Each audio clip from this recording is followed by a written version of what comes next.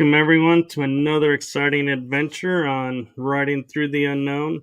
I have tonight with me a very special guest who we were talking about earlier, has actually made an appearance on not only every season of my show so far, but was also the very first guest who inspired me to keep going with the show.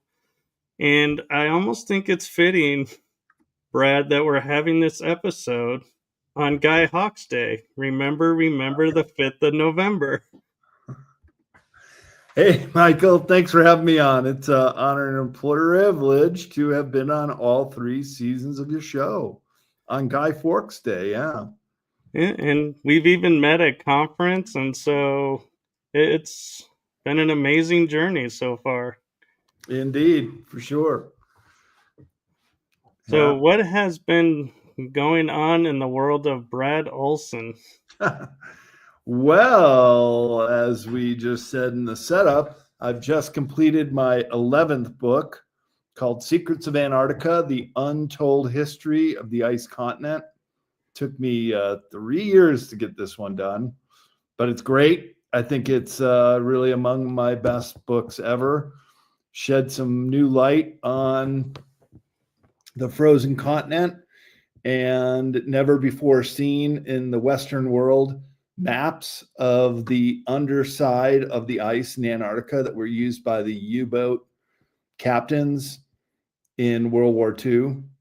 Actually, Robert Seffer just came out with a video about the Vril women, and he did have some images of it. So he actually beat me by a matter of a week or two when his video came out showing these maps, because it's the smoking gun, Michael. It really changes everything, because it shows that there is an entire landscape world under the ice there. And we don't even have to talk about hollow earth necessarily, because the polar plateau of Antarctica is 2 miles thick. And there's the book. Just put it up on Google Play yesterday. I think the release date is going to be 11/11, but it is available for pre-order now, and it's a great book. You're going to love it. I will send you a copy of it. I love the cover. The cover is like really engaging, actually. Yeah, so this is our reconstruction of the Battle of High Jump, also called the Battle of Antarctica, which took place in February 1947 against the U.S. Armada of ships led by Admiral Richard E. Byrd. Now, it wasn't just Americans. There were Canadians. There were also Brits and Australians involved.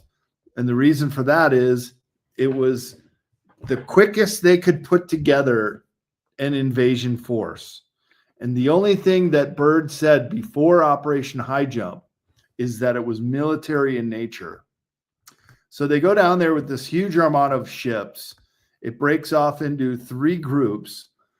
There was a central group, there was an eastern group, and a western group. And the eastern and western converged right on the area known as New Schwabenland. And I have maps of New Schwabenland and where they charted that out, as well as this route that was used underneath the ice. But this cover shows what happened that fateful day when these UFO flying shaped craft, and there are eyewitness testimony in the book of this happening, as well as Russian Soviet intel about Operation High Jump that was also pretty newly released to the Western world. And this depicts these UFOs coming up out of the ice and also up out of the water and confronting the main armada of ships. And they could have easily taken out all of them. They did take out just about all the planes that were fighting back. They had some kind of force field around them that wouldn't allow our guns to penetrate. So it's a very one-sided battle. And by the way, Operation High Jump is still classified to this day. You can't even do a Freedom of Information to find out what really happened. So something really happened, and it was this battle that took place. It was over within 20 or 30 minutes. It was pretty one-sided, very quick, and then it sent the Allied forces packing 2 months into the 6-month expedition. So it was meant to go even the better part of the year, but well into 1947. But in February, right after the Battle of Antarctica, they turned around and left immediately. And Admiral Byrd made the very curious statement when coming back through Chile to El Mercurio newspaper, quoted him as saying that we would be confronted with an enemy that can fly pole to pole at incredible speeds. And then when he gets back to the U.S., he was read the Riot Act, put in quarantine, debriefed for quite a bit of time, and had to basically tell them we didn't defeat the Germans in World War II. They just relocated down here. Because did you know that not the Third Reich did not surrender, nor did the SS, the Waffen SS, the elite corps of the German fighting forces.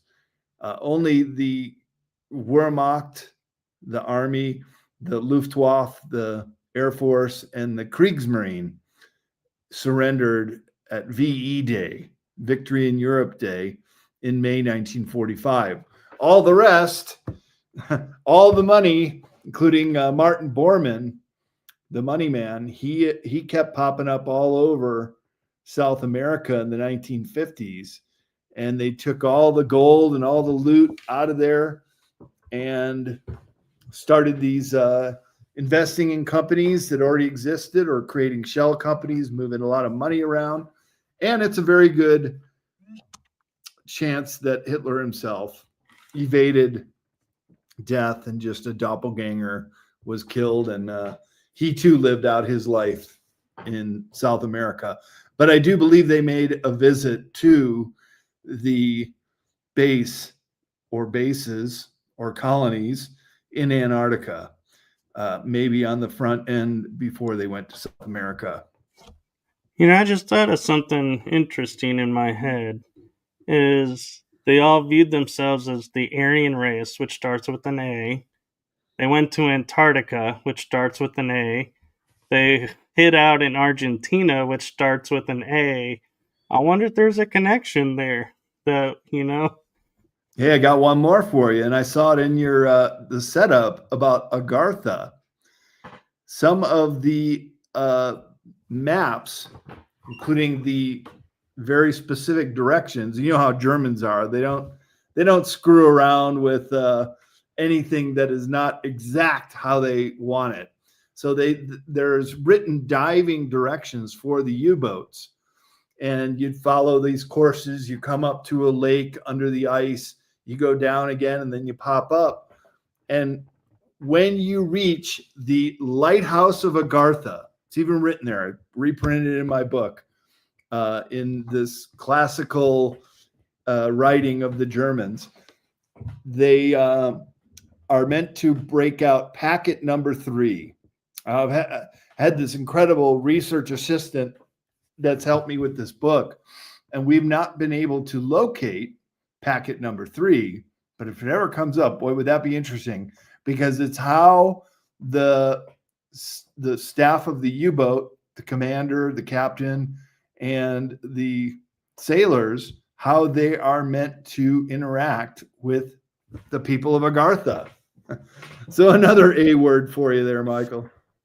Indeed, and I also, with Admiral Byrd wanting to warn people about what's coming, I can't help thinking shortly after this, is that not in the timeline when War of the Worlds came out, in which there was an alien invasion that we were unable to stop except for the disease, and then I found out there was a TV show that said, oh, they just went into hibernation. Now they can take over our bodies. But do you think that was Admiral Byrd trying to say, hey, this is what's coming? We need to prepare? Well, I like your way of thinking, but that was pre-World War II, the War of the Worlds. And actually, I write about it in my book, Future Esoteric, because it's one of the reasons why they said the American people can't handle the truth. We got to keep this all covered up as far as releasing information about ETs. And it was staged pre-World War II. So in the late 1930s, it was Orson Welles who read the script from an older novel by was it so Orson Welles, and then it was two Orsons. One was the author of that book was probably in the 1912 or something, and then the pretty sure War of the Worlds was Halloween, which was just a few days ago, 1938, I want to say, and people freaked out. And then the Brookings Institution did their report and said, "Look, we did this to show people, try to test them out, what they would do, how they would handle this kind of information." Obviously, they didn't handle it well. Interestingly, it was written by H.G. Wells, who wrote The Time Machine. Wells, and read by Orson Welles. Yeah. Yeah. Which is interesting because he did The Time Machine too, and Journey to the Center of the Earth. So you also had in your setup piece about the Hollow Earth, and I have a chapter on Hollow Earth in the book, that the entrance is at both of the poles. And this corresponds with other literature, namely the Smoky God, where they took a boat in the North Pole, entered into this hole in their boat. Apparently it's in the water, and then popped up underneath the ice in Antarctica some years later, a father and a son. So I quote an excerpt out of the Smoky God. That's a real fascinating story, where they met giants and the whole inner earth civilization. You know, there are times that I wonder in literature when we read stories about how there was like a whirlpool where the ships would get sucked down. And I wonder sometimes, because they're only in certain areas that they write about them, are those actually gates to enter somewhere else? That's why, they only occur in certain areas. And we just naturally assume they're gone and lost due to the water crashing in. But could they have gone somewhere else, and that's what they're entering? Right. Well, I like the way you're thinking, Michael, because that's occurred to me as well, that there would be multiple ways to come in, not just at the two poles. And I reproduce a map of Agartha in my book, Secrets of Antarctica, that shows this inner Earth hollowed out and some kind of inner sun. I still am kind of trying to wrap my head around how that works. But everything was opposite polar. That I found interesting. So just like in the Smoky God, when they got in there, their compasses were pointing to the southern pole, where they had just entered close to the North Pole. And then when they sailed through the oceans, apparently they interconnect, and you can do the whole world on the inside just as you can on the outside. When they got close to the South Pole, their needles were pointing to the North Pole. And that's really interesting because that's also depicted in these Tibetan diagrams of the inner Earth, which I also reproduce in the book, that show the poles being opposite, but also this inner Earth surrounding the core. But on that map of Agartha, they show they also show several cave systems that go through, and a couple examples are the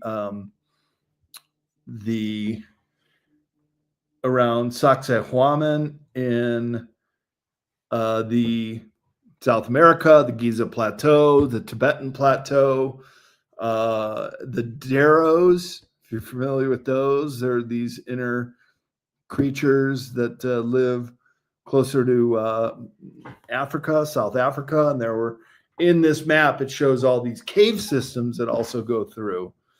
So it's really intriguing that there has been this long history of the inner earth or hollow earth, pretty much interchangeable, that has these high civilizations.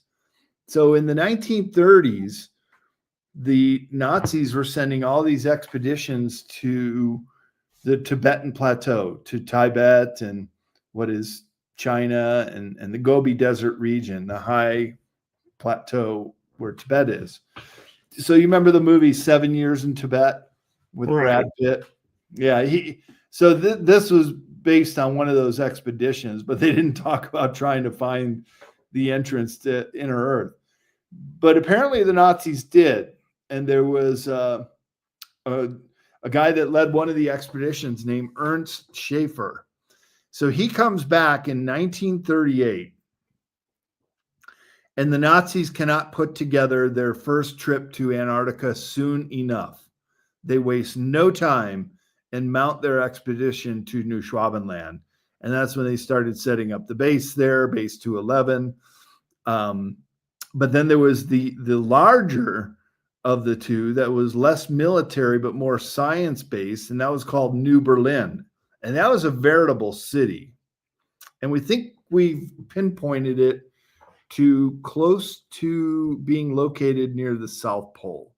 And the South Pole is also where there is this rumored giant hole in the ice. And that's why the NSA and the secrecy and the no-fly zone are in place, is to keep people away from it. And then that's the other entrance down under the ice, perhaps into the hollow earth, but certainly in the inner under ice realms. And so they're doing studies now, Michael, and I have several of them that I illustrate in the book, that where they're using that sonar scan, much similar to what they just did in Egypt to locate all the underground features on the Giza Plateau, doing it in Antarctica and finding it is a veritable world down there that even has different kinds of creatures and life forms and water flowing out. Because what people should understand is that Antarctica is the most volcanically active continent in the world. So 14 known active volcanoes, but 93 geothermal features. So you have the propensity to create these very large under ice domes, which have flowing water and lakes and a whole ecosystem down there. And what's interesting too about Antarctica is we all were taught growing up that it's a continent on the bottom of the planet that's always been an ice shelf. And they're now discovering that it was actually green at some point, and that there was a shift in the climate that froze it over. And I start to wonder, is it the climate that froze it over, or did ETs decide, hey, there's too many eyes now coming into our area, so they put like a holographic cloak, so to speak, over it so that we all would go, oh, nobody could live down there. Let's just focus over here where people could live. Well, that would have been a long time ago, because the ice cap has been there for many thousands of years, certainly before our civilization rose up. But the very first group to transverse Antarctica to the South Pole, along with Roald Amundsen, who beat the Scott Party by 35 days, the race to the pole in 1913, But the Scott Party, they went past a location called Mount Buckley. It's above the Beardmore Glacier along their route. And they were finding fossils of ferns and animals and insects, proving what you just said, that at one point Antarctica had been a steaming jungle, and now it is a frozen landscape. So that could be, I would say, probably because of pole shift activity, that the continents have moved, continents drift, and Antarctica during the last pole shift would have positioned itself on the bottom of the planet where it is to this day. And I'm also curious when we hear like in the early 1900s and the 1900s, a lot of expeditions to Antarctica, to the Arctic on the north side of the planet. And then all of a sudden it just stops. And nobody wants to go there anymore. And I highly doubt it's because we figured out everything that's going on there. But what is your opinion of why the rich are all wanting to go there, everybody's wanting to do an expedition, and then it just stops? Nobody ever says, let's do an expedition to the Arctic or Antarctica. Well, I did. I went down there 7 years ago, and that On a was after sailboat. John Kerry. And so I went just a year or two later after all those elites went down there. And I think the most fascinating one was Prince Harry, the second son in the royal family in England. So he was in the armed forces, and he went down there with a bunch of his army buddies to cross country ski out of the South Pole. Well, the South Pole is just on the top of the polar plateau. There's nothing for hundreds of miles in all directions. So what the heck are you doing? Unless they got permission to go to the hole. And Brian S., the whistleblower that Linda Moulton Howe brought out about 10 years ago, I had the great opportunity of talking to him for about an hour doing the research on my book, and asked him the circumstances of his group was doing an emergency evacuation to the Davis base. And if you look on a map, and I haven't got his map reproduced in the book, that they were told to fly around the no-fly zone. It was always what you'd have to do as a pilot, but there was somebody's life in danger. And so they defied the no-fly zone, and they went over the air sampling station area, which is this huge area on one quadrant of Antarctica. And there they saw the hole in the ice. Everybody aboard saw it. They kept talking about it. And even when they were return flight, they said, let's go check it out one more time. And then somebody crackled over the voice, over the radio, and said, no, divert now. You are not to fly over there. But the damage was done, and they had already seen it. And this is what really struck me that was so interesting about it. He said that out of the South Pole, it's called the Amundsen Scott South Pole Research Station, there are cat tracks, just like you would see on a ski mountain that groom the trails. That's basically how they move most of the merchandise in Antarctica, are on cat tracks. And then snowmobile tracks leaving from the South Pole Station to this hole in the ice about 40, 50 miles away, certainly far enough that if you were at the base, you would never be able to see it. But that when there's a road that corkscrews down, that you can actually take ground transport, or in the case of Prince Harry, maybe they were cross-country skiing down it a ways. But it goes down. It's over 2 miles deep, the polar plateau there. So it could be done. And in Prince Harry, they're gone for about a week. So what the heck are you doing out there unless you're going to this place? Exactly, because I don't see myself sitting staring at endless white for a Right. week and going, this is super relaxing. Cold as hell too. And so, do you think that the Arctic and Antarctic are actually connected somehow? Well, that's if we can consider the hollow earth theory. Then there is entrances, large entrances, both in the north and the south. And then there's also cave entrances all around the world. But there would be an inner ocean as well, and that would be the connection. That's how the father and son said they sailed their boat in the book called The Smoky God, which is about 100 years old book, but it was quite a sensation. It was really largely responsible for a lot of people starting to think about the hollow earth. I think even H.G. Wells, when he did Journey to the Center of the Earth, probably read that book and was inspired by it. And it was written as nonfiction. It was written as their travel journal when they went through there. It's really a fascinating read. And like I said, I excerpt some parts of it in my book to just give the illustration of how these two did it. So to answer your question, if it is indeed true that there is this hollow earth or an inner earth with oceans that flow all the way through, then yeah, it would be possible to connect through the inside. And talking about, Journey to the Center of the Earth, the one thing that's interesting that I don't think a lot of people pick up on is the very beginning of the movie when they start the expedition. They're starting it because they have a map.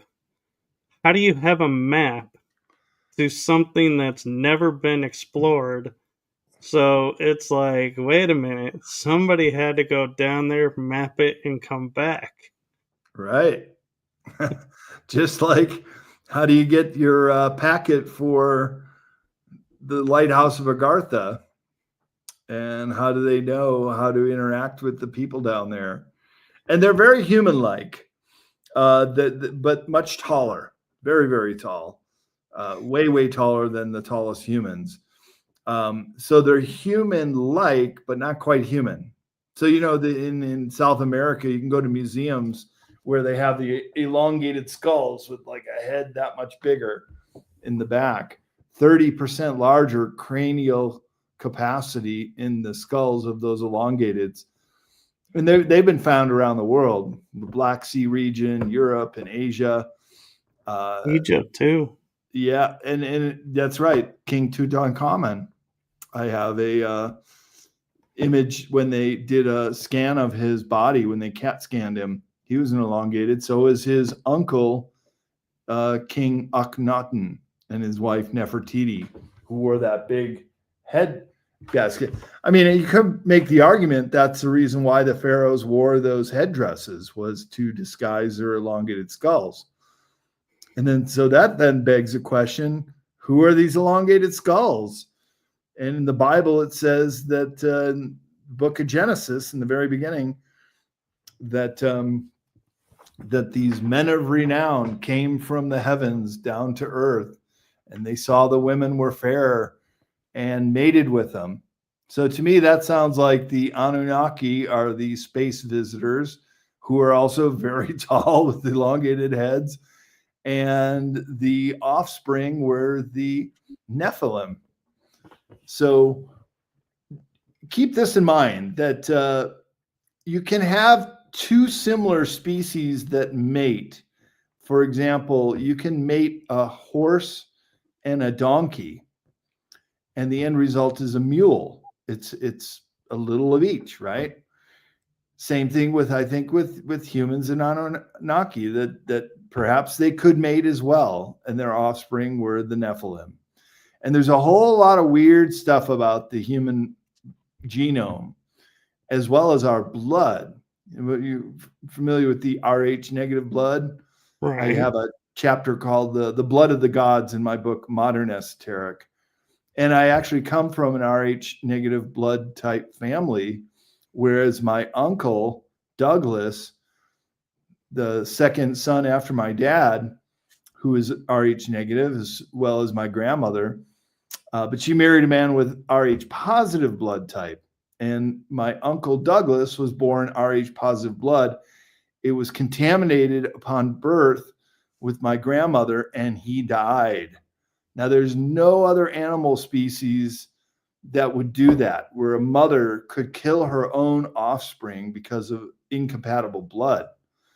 So there's something about the human genome and our blood type that shows pretty specifically that we're at least two different species combined.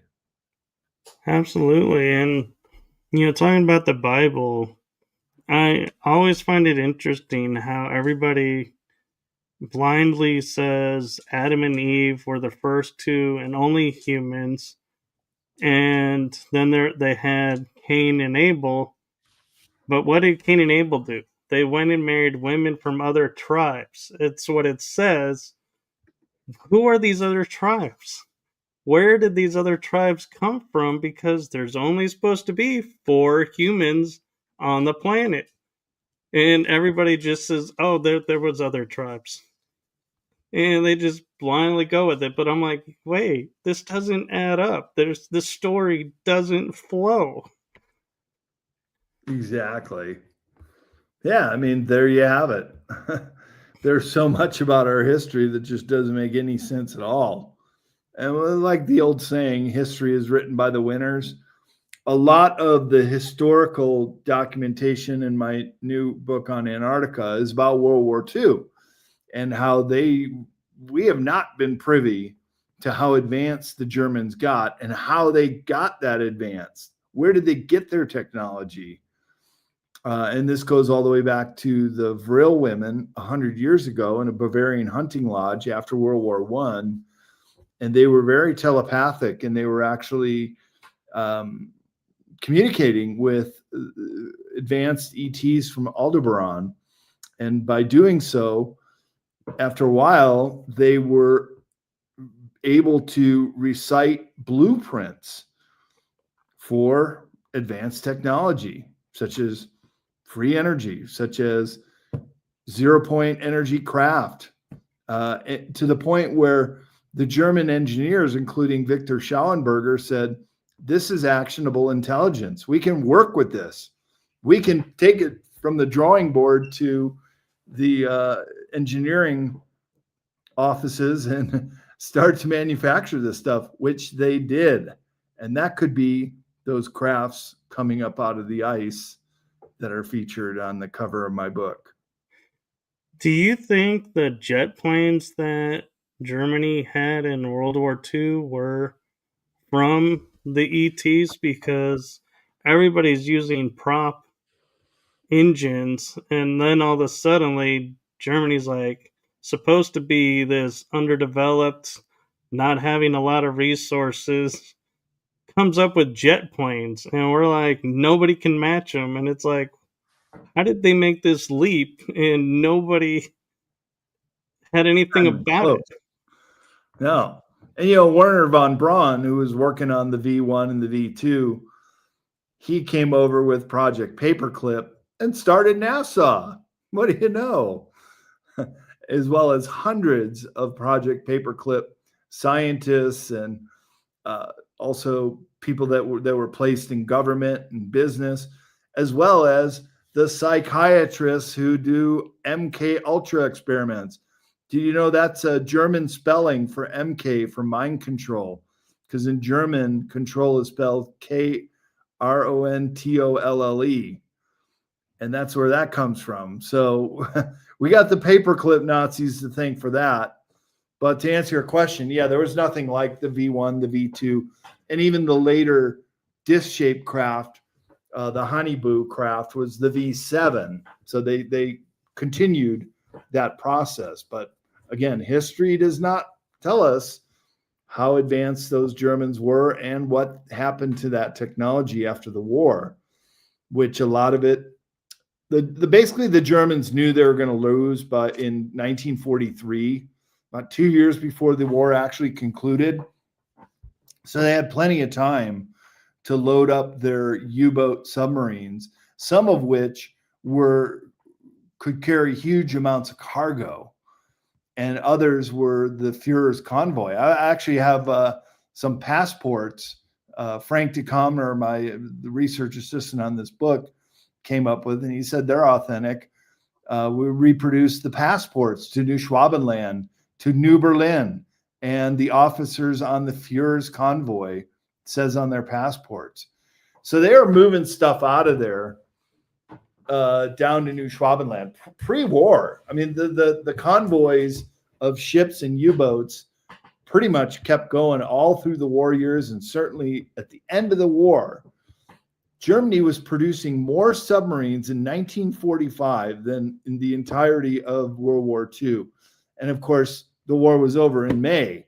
So then, and there are over 100 U-boats that have never, ever been discovered where they were, right? So they're bringing stuff down, they're bringing personnel, they're bringing equipment, and they're bringing the Honeyboot craft and the Vril craft, and perhaps even the mothership that they built. And I have the blueprints for the Aldebaran mothership that could have smaller craft and a medium Honeyboot craft within it. So they were very advanced. And if history were to tell the truth, you'll find that the Antarctica Germans, who basically after the war, they dropped the Nazi. They don't like to be called that anymore. They're the Antarctica Germans. But they also started their own secret space program, which we know Penny Bradley was a part of, and others in the conference called Nachtwaffen, which is the Dark Fleet. And that was also inspired and backward engineered through reptilian craft, which the Germans allied themselves to during World War II. And just like we fell into the trap with the Greada Treaty, okay, you give us technology and then we'll let you abduct people and mutilate cattle and stuff like that in this country. Germans did the same thing and fell into that trap as well. It's not good to make treaties with malevolent ETs. But they did get the technology out of it, and that's that great leap in their technology, as well as downed craft. So the Germans had their own Roswell craft in the Black Forest in 1933. They recovered a craft, and of course it went right to their engineers who were backward engineering it. But Mussolini, he had even a better one, a nearly intact UFO that came down in the Lombardy region. He also let the German engineers have at it and start to deconstruct it. And that's what backward engineering is. You just basically take it apart, figure out how it works, put it back together, get it to work again, and then have your engineers manufacture those parts and make your own products. So do you think that's why Italy and Germany allied themselves during the war? Because they always seem to be, like, on paper and in person, like, not a good mix, like, always, like, trying to up each other, not getting along. So do you think the alliance was really more of, we want your ET tech, so we'll say we're your ally as long as you give us this? Yeah, I wouldn't be surprised if that had something to do with it, but they needed an ally. And what a lot of people don't understand is that the Vatican was fully behind the Third Reich. There's pictures of Hitler shaking hands with the Pope. And then after the war, the Vatican helped establish the rat lines to get all the Nazi officers out of Germany, and then with new passports with new names and relocate them to South America countries and elsewhere. And that's the Fourth Reich. And I write about this in the new book too, that the Germans, they really didn't lose World War II. They just had to go underground after they lost their fighting forces and became more of an intelligence force.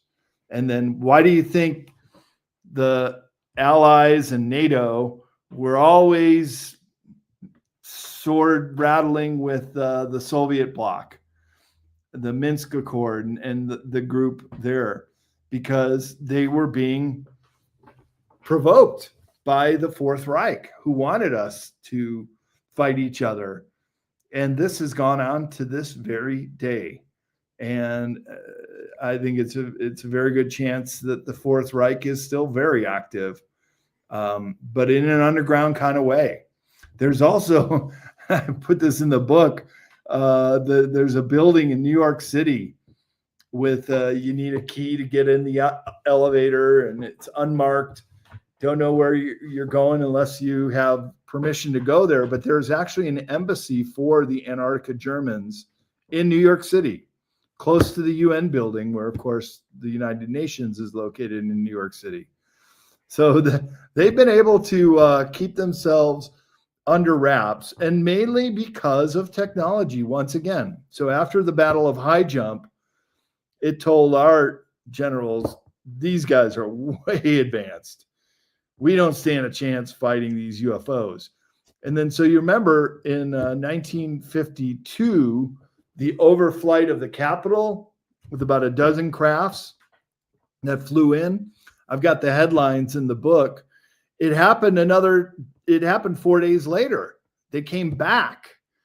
And so Laura Eisenhower, great granddaughter of Dwight D. Eisenhower, who was the president-elect in 1952, but not president yet. It was still Truman.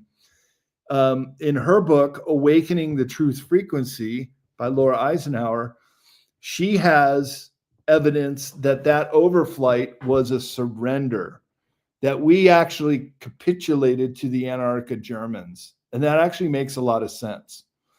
Because after High Jump, we knew that they had the technology. They could fly over the Pentagon and the Capitol and the White House, and we couldn't even shoot them down, just like in High Jump. And so we had the numbers and the force, but they had the technology. And so it was striking a deal with them that, look, everybody's interest is to keep this whole thing secret. They don't want to be known, because if the rest of the world found out that there's still Germans in bases in Antarctica, and I've got some headline newspapers from 1941 of the German headquarters that they were located down there, that they were already starting to move their stuff down there, but we couldn't dislodge them. So we, again, wanted to buy time. Maybe we'll get a chance. And then so in 1958 was Operation Argus, Argus. That too, still classified, still top secret operation. Ostensibly, they were going down there to test nuclear warheads. But why were they right off the coast of New Schwabenland to do it? Why did they have to go so far south? So myself and others, researchers, think that they actually nuked them, that this was retribution for High Jump. And right after that happened, then you have the Antarctica Treaty start to be formulated.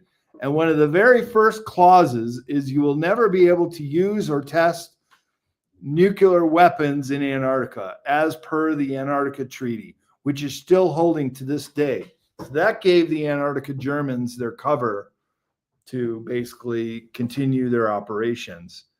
And here we are today. I can't help wonder why they used New Schwabenland. Was, like you said, they had force fields around their craft. So they were like, can a nuke penetrate that shielding? And they were trying to see maybe if they could finally, like you're saying, turn the tables and be like, we now have the ability to strike at you. Now we're coming to a different accord. Yeah, good point.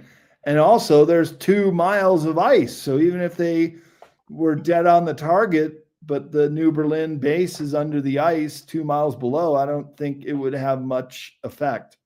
So in the event I'm able to go back down there, and I'm actually working with a venture capital company called VC Cross, and they're trying to raise funds. And I go back down there. I know where to go. I have the itinerary. Go down there with a film crew and do a documentary. And one of the places I'd go is New Schwabenland, or the area that was known that. It's Queen Maud Land on globes. That one thing I would do is bring some Geiger counters, because if we could determine that it got hit by a nuke, that's huge. That's big news. It is, and I will just say, do us all a favor and don't use the sailboat this time. Yeah, I threw up quite violently. No, we're flying in next time. And you can. There are places you can go in Antarctica. See, this is kind of a misconception. Where we went, it's kind of the tourist area on the Palmer Peninsula. But I was there on a sailboat, 14 of us, for about a month. But there are other areas you can fly in. And I've talked to a group that organizes trips. It's expensive, but you can do it. You can fly to the South Pole. You can climb the Vinson Massif, the tallest mountain in Antarctica. And there are other places you can go. But, and this is what Brian S. and Linda Moulton Howe told me, and I totally agree, you have to get permission from the National Science Foundation, which ostensibly is controlled by the NSA, National Security Agency. But remember, for a long time, the NSA was no such agency, because they didn't even admit they existed. But they were formed also around the time of the CIA, right after Roswell, to hide everything extraterrestrial. That's why the NSA was formed. So it's no wonder that they've been seen and spotted at the South Pole Station. Mm. They also have an unmarked building at McMurdo Base. It's like Area 51, the big secret that everybody knows about. So the place is crawling with intelligence agents, and it just begs a question: what are they doing down there, unless they have some kind of big core secret to hide? Right, and we also had that base in Greenland that we abandoned because they were like, we can't keep the ice permanent for the missile base. And I'm thinking, you have a city under the ice, you're building in the ice, and we have bases all over the world.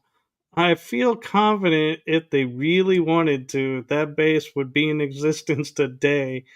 I think it's because somehow the story linked in Camp Century, I believe it was called, had to be shut down because it was no longer secret. So they made a big showing of moving out. But I often wonder, did they really move out, or did they just move the surface out and left the actual base still active? Yeah, that's a good point. Did you know that that Thule base at the northern part of Greenland, that was originally a German base? They too were colonizing the Arctic region as well as the Antarctic region. They pulled out after World War II, and then it's administered by Denmark. The whole of Greenland is, but it's been a very strategic military base, and that too has never quite gone away. Yeah.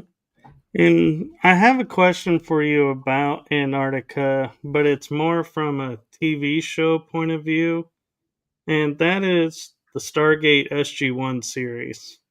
They showed Antarctica being a place where a Stargate was buried in the ice, and that there was an outpost there for the ancients, as they called them, which we could call the Anunnaki.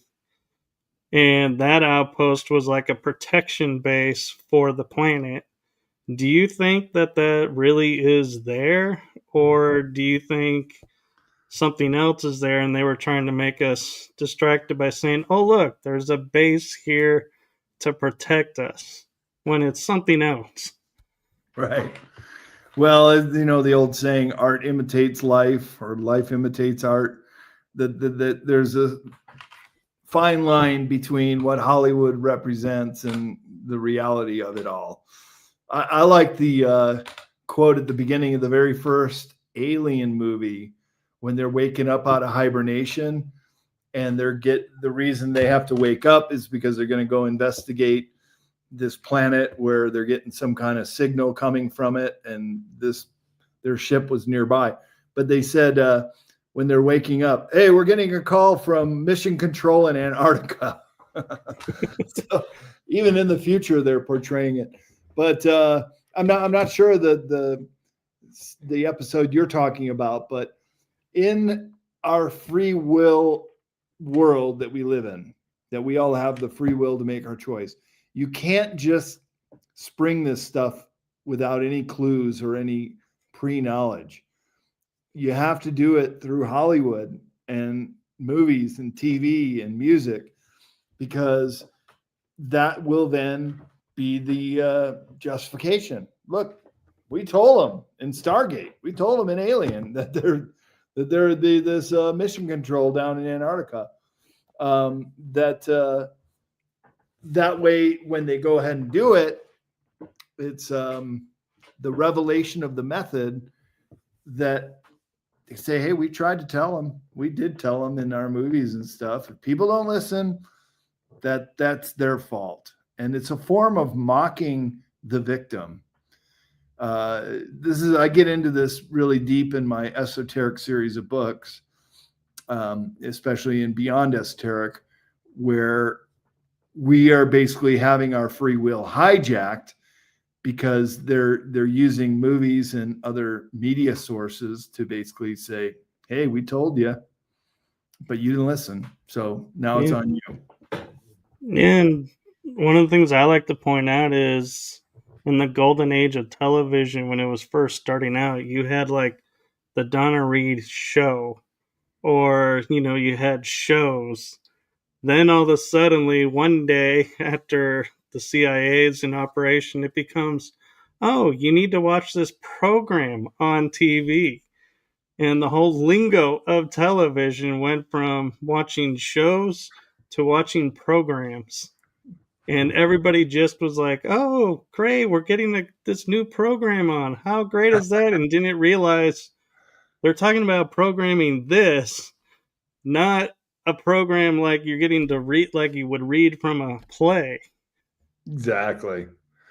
Tell, lie, vision.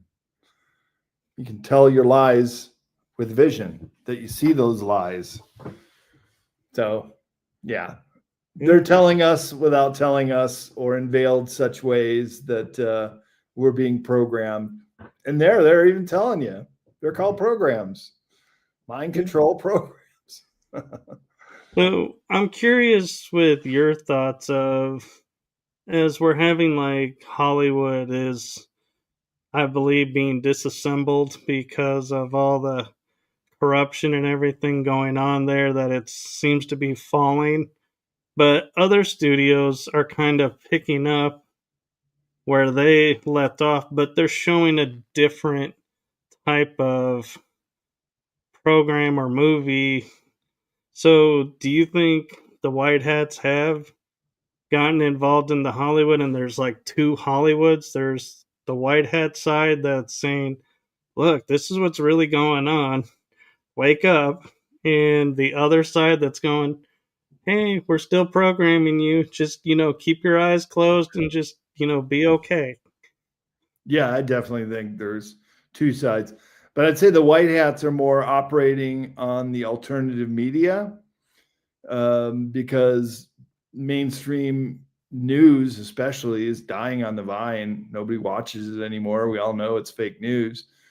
So we're having much more effective communication on alternative media channels.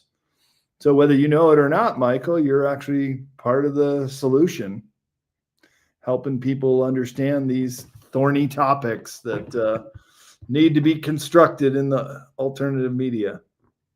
Well, I'm happy to play my little part. Yes, you do. And thank you for, playing the part that you play. And one of the things that I'm kind of curious too, that you talk a little bit about, because I've seen some presentations, places like Newgrange, where Yeah. it aligns with the sun and it's like a calendar in the ground. But I wonder, because of the way it's built and the way that it's located, do you think that it really is an astro calendar, or could it be like a temple or a home that the giants use that was left behind and we just go, "Oh, look, the sun is there. Astro calendar. Okay, we solved it." Right, right. Yeah, I'm glad you brought that up because I did a whole series of books on sacred places, and indeed, there are so many around the world that have these astroastronomy and archaeoastronomy features. That is, in the case of Newgrange, you have this Neolithic stone constructed temple that has this passageway that goes deep into it, covered over with earth, but an inside cave like structure that was created. And at the very end of it are these triple spirals carved onto a stone that only on the winter solstice does the sun shine all the way through on the couple days before and a couple days after. So that couldn't have been coincidence. It had to have been the planned into the entire structure of Newgrange. And also, I'm not sure, how much you know about the Nazca lines, but when I was talking with Barbara Lamb about them, she pointed out that in Chile, I believe it was, there's a trident glyph that points right to Nazca. And I was like, I've never heard of the trident glyph. And found that really interesting that they would have a glyph that points to the lines that's so far away that, what would be the purpose of that? And I was like thinking, could it be like we use landmarks to point, for directions? Could a ship coming in go, oh, look, there's the trident. Okay, turn here, and on this course heading, we'll hit Nazca. But it's like, how has nobody ever heard of this trident? Yeah, there are other geoglyphs in South America outside of the Nazca area in Peru, which is the highest concentration of these geoglyphs, but there are other ones. Yeah. And yeah, I've not heard of that trident. I want to look into that. But the Nazca lines are just totally fascinating that you really need to be up above them to make them out to understand what the shape and figures are. Yeah, and we can't replicate that today. And as much as advanced as we say we are, there's so many things around our planet we can't do that the ancients did. So I wonder, have we really progressed or have we regressed? Yeah, good point. I'd say it's up to debate. Are we evolving or are we de-evolving? Right. Yeah. So what do you have coming up? Anything that you want to promote aside from your book that we've been talking about? Yeah, I got a couple conferences rounding out the year. In fact, I'll be flying out to the UK for Miles Johnston's Basis Project conference in the middle of December. And I'm going to meet up with Hugh Newman and J.J. Ainsworth, some friends of mine who do a lot of megalithic work and studies. And we're going to go to Avebury and hopefully Glastonbury and Stonehenge. And then I come back and I speak in Menlo Park, California, kind of a more of a private group that they're having me back for the third year in a row. And then I got a whole bunch of conferences that are stacking up in 2026, including I'm going to Germany, where I will meet with my research assistant, Frank, and he's going to co-present with me on our research of these maps and U-boat instructions under the map and a whole bunch of other stuff. And also I'm speaking at the Bosnian Pyramid Conference in June. So at least 3 overseas trips for conferences in the coming months. And all that information, the links and conference information can be found on my website, bradolsen.com, just as my name spelled. And go to the conference link and you'll see where my upcoming talks are going to be at. Hopefully like the one in Orlando or in St. Pete. So I'll be able to meet up with you again sometime, Michael. It's great to meet That you. would be really cool. And yeah. if you have time, I have another question for you. Because since you mentioned Avebury and Glastonbury, there's talks that that is the Avalon of the Arthurian lore, and I use that over legend because I think we've proven Arthur's been around. We just haven't really proven when, but we know he did exist. So, do you think Glastonbury and that area is the Avalon of lore? And do you think it has a connection to the stars? Yeah, I've seen the zodiac around Glastonbury. It's pretty fascinating. That's why I'd love to go there and check it out. It's hard to say, legend or factuality. No, nobody believed that the ancient city of Troy was real until Schielman, a German archaeologist, found it in the 19th century. They thought everything that was written about in Homer's Iliad and the Odyssey was just all make believe, but then turned out to be true. So maybe there'll still be something that will connect Glastonbury to King Arthur.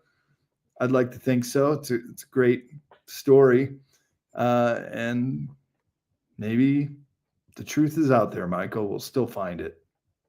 Yes, and so I'm sure you have a lot to do, so I will wrap up with simply saying from my show and myself to you, Brad, thank you for everything you're doing to awaken humanity.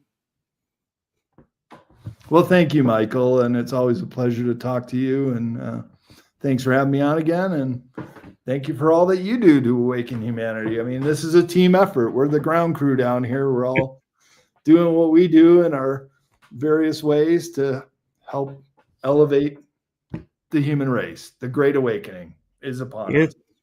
It is. And if you want to catch Brad, he may appear next season. You never know. So if you want to keep following along and subscribe to the channel, because you never know when Brad's going to make an appearance. It'll happen again. And then also people can go to cccpublishing.com. That's our publishing website where all my books are. And if you get one of my books off cccpublishing.com, then you can get a signed copy.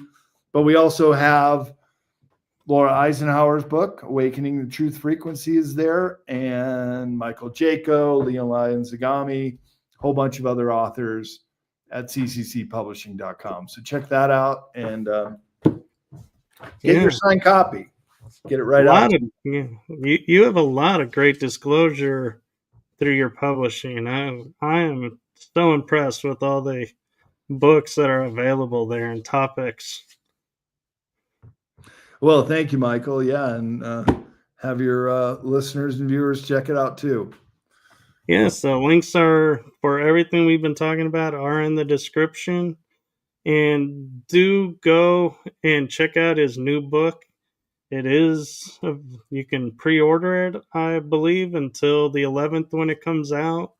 But it is, I can say, every book that I've read of his has been mind-blowing and so cool to read. So you definitely don't want to miss out on this book.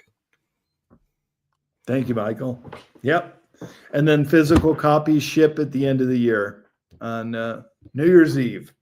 We'll have the physical copy. Very cool. Antarctica. Yep. So thank you to our guest and thank you to everybody who is watching and was chatting in the chat room. And thank you all for coming in at an early hour. I know it's not our usual time, but when you have such an esteemed guest, you have to make some exceptions. No, I'm kidding.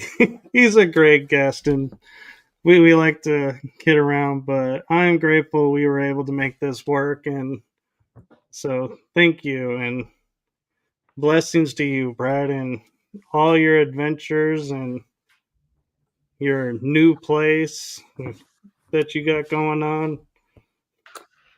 Thank you. So with that, we are going to say goodnight, everybody. Thanks, Michael. Have a good night.